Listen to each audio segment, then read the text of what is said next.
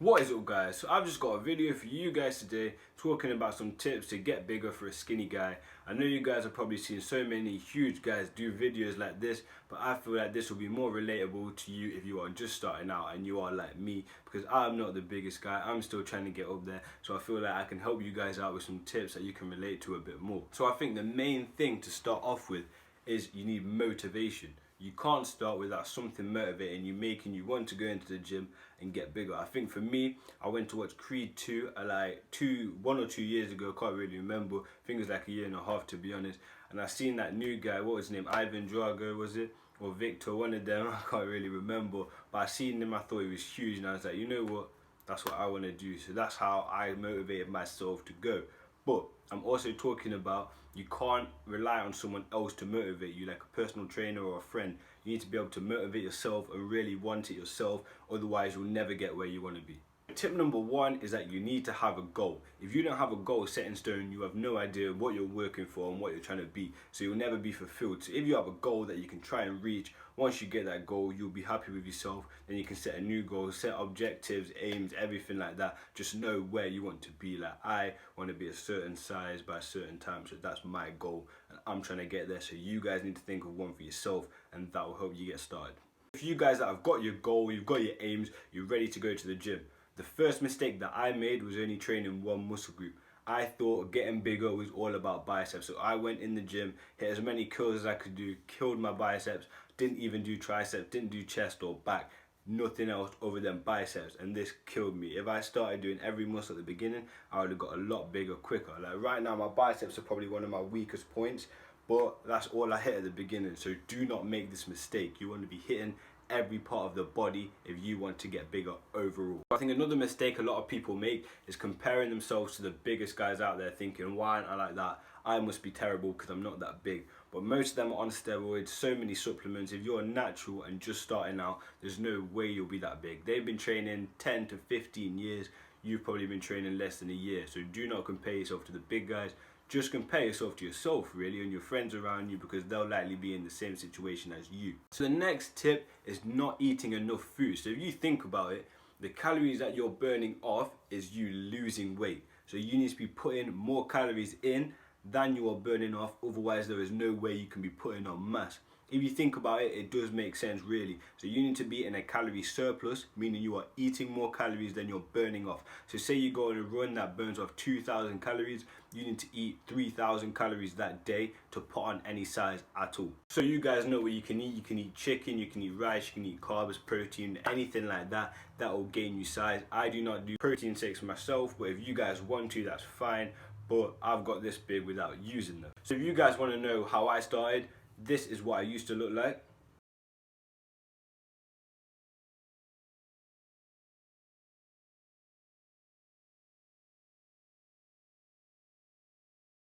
So the next tip is a big one. You guys are not progressively overloading. If you do not know what this is, this basically means overloading the weight as you get progressively better. So say you start off on a bench press of 20, so you got 20 kg for 10 reps.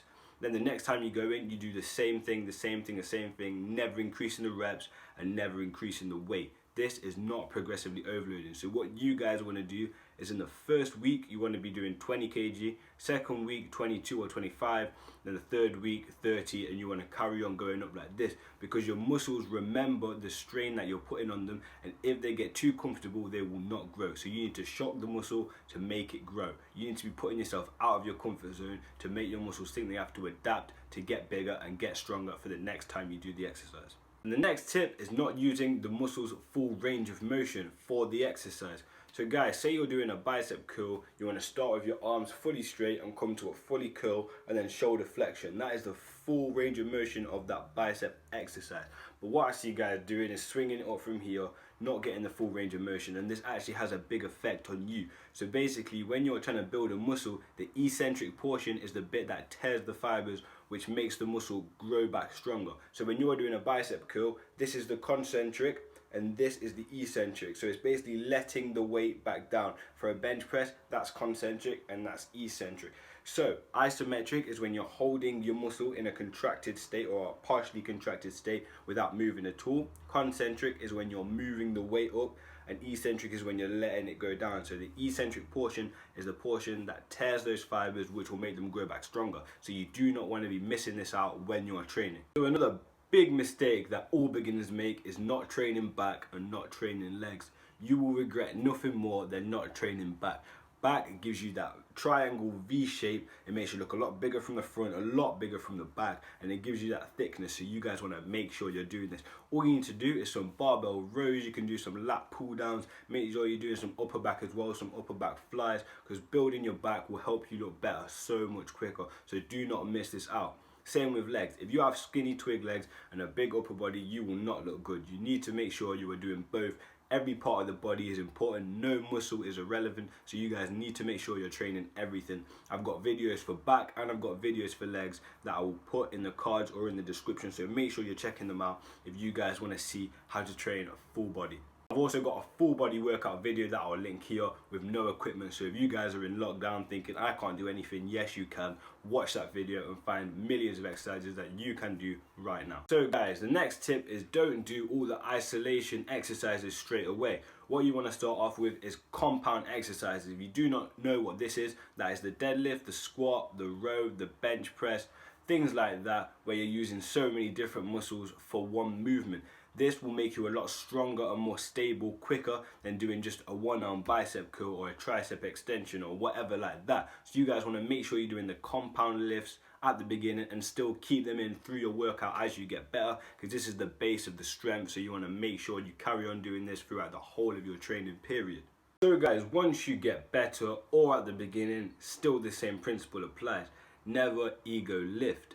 This means that you're lifting weights that are way too heavy for you just to look good in the gym. You need to not care at all what people think about you in the gym, otherwise you'll never get anywhere. You need to do your basics, you need to do your stability, and you need to do your compound movements. Do not just lift to show off, because this can give you injuries, this can stop you from making gains, and it's just overall a really bad thing to do. So make sure you're leaving the ego at the door and you're doing what you're supposed to do. If you have no idea what you should be doing, I've got videos that cover it. As soon as the gym opens, I'm going to be doing videos there as well to show you guys what you can do. But never ego lift. Remember to keep that in your head. Don't be embarrassed, just do what you know you have to do, because this will give you the results that you need to look better anyway. And guys, I guess the next thing to say is your genetics play a huge portion in how big and how good you can look. Like as you can see with my abs right here, they are definitely not symmetrical on either side and they aren't lined up properly, but this does not discourage me from training them, so make sure you still are. and this is also true for biceps, legs, whatever. Some people genetically have huge legs, some people have more slender legs. Like take cyclists for example. Sprint cyclists genetically have big legs. This is why they do the sprint cycling. And then the endurance cyclists have slender legs because they need to keep their muscle going for a long time rather than just a quick burst. This is why their legs are more slender. So it does actually play a big portion in how you can look. But don't let your genetics set you back. If you think you have bad genetics, maybe you do, maybe you don't have the best, but it doesn't matter. Just make sure you're still going hard. Like for biceps, you can have genetics to have a bicep that fills the whole of this portion, or it can just cut here. Mine are quite long, to be honest. Some people have really trimmed ones, but it doesn't matter. You can still make your arm look really good. So make sure this is not setting you back. So guys, I think all that's left to say is, if you're doing well, if you're getting good gains, don't let this go to your head. Make sure you're staying humble, helping your friends out that need help. Just carry on doing what you're doing and never stop. It takes 2 weeks to start losing muscle mass. That is not a long time at all. So make sure you are not letting yourself slip. Make sure you're staying on it. You don't have to train a million times a week. All I do is 4 sessions a week. So what I will do is I'll go rest on Monday. Tuesday will be chest and back. Wednesday will be shoulders and legs, and then Thursday will be arms, so biceps, triceps, forearms. Then I have 2 days off, go back on Sunday for a full body compound day. This means I'm stimulating my muscles twice a week, which is getting 10% muscle growth rather than the 5% you would get if you stimulate once a week. I think this is the best plan, so if you guys needed a week plan, make sure you are using this one because it works so well. 2 muscle groups in 1 day is plenty. You aren't tired really at the end, so you've got like enough energy to do both muscles. I think doing 3 is way too much, so make sure you are not doing too many muscle groups in 1 day, because the last one will slack so much more than the first one. I think it's really important to make sure you're structuring your week so well, because this will help with your gains a lot more than you think it might.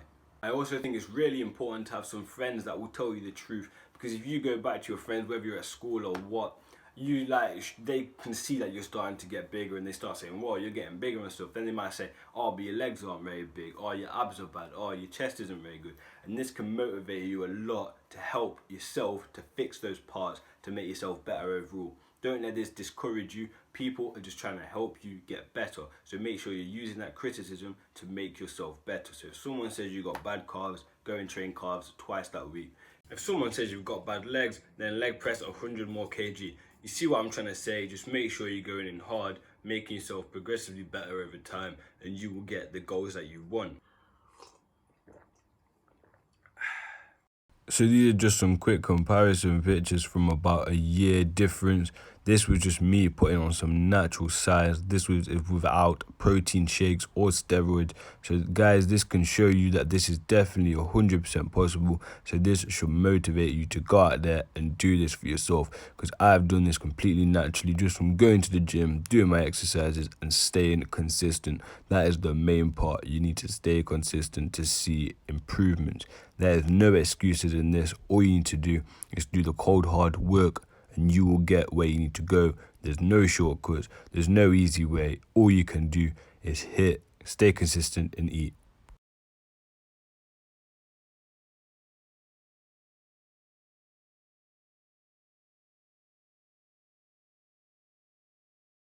So as you can see, my legs used to be really skinny, but I managed to put on a lot of mass on my legs and they are still improving every day. So guys, make sure you are trying your hardest all the time.